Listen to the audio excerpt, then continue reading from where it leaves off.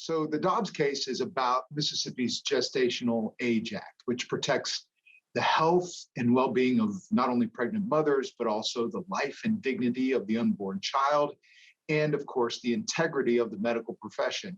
And it limits abortions after 15 weeks. There are some exceptions for medical emergencies or severe fetal abnormality, but the reason why Mississippi decided to protect babies from abortion prior to 15, after 15 weeks is that a baby at 15 weeks has a heartbeat, as you all know, from even at 6 weeks, a baby has a heartbeat, but can move and kick. It can sense movement from outside the mother's womb. The baby has eyes and eyelids and can hiccup and can even hear her mother's heartbeat. And the people of Mississippi understand that life is a human right and every life deserves to be protected. So they chose to protect this life and protect the medical profession and to protect mothers by enacting this law.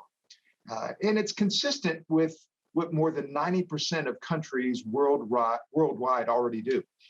In fact, the United States is an extreme outlier on this issue. It's one of only 4 countries, which include China and North Korea, that allow abortion of a child anytime during a woman's pregnancy.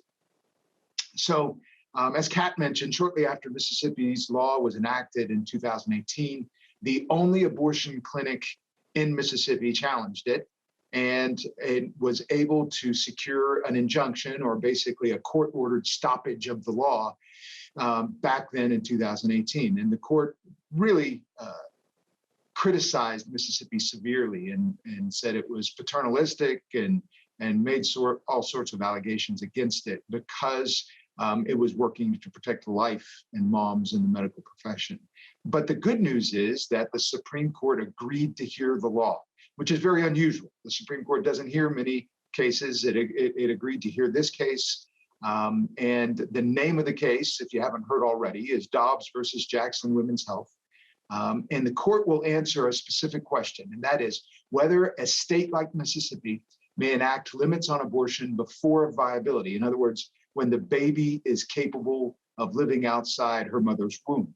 Previous Supreme Court decisions have said that the states are very limited in their ability to protect the baby until the baby is viable, which is usually at about 21 or 22 weeks. Obviously, 15 weeks is prior to that time. And the question is, can states still protect that unborn life just because the baby's lungs aren't developed as well as a 22-week-old and so cannot live outside the womb? So notably, Mississippi explains in its brief that neither the right to abortion nor the idea of the state's ability to regulate abortion at a viability, before or after a viability line, has any basis in any kind of constitutional law or history. And the fact of the matter is that technology has demonstrated that fetal development at even before 15 weeks, but certainly at 15 weeks, establishes that the states have a very compelling interest in not only protecting unborn life, but protecting women from the more dangerous abortions that occur at this stage of pregnancy. So we're very excited about this case. Thank you all for praying. It's vital that the church and parishioners engage in this issue so that we as a country can begin the process of getting rid of this scourge on our society of killing unborn life. Thank you.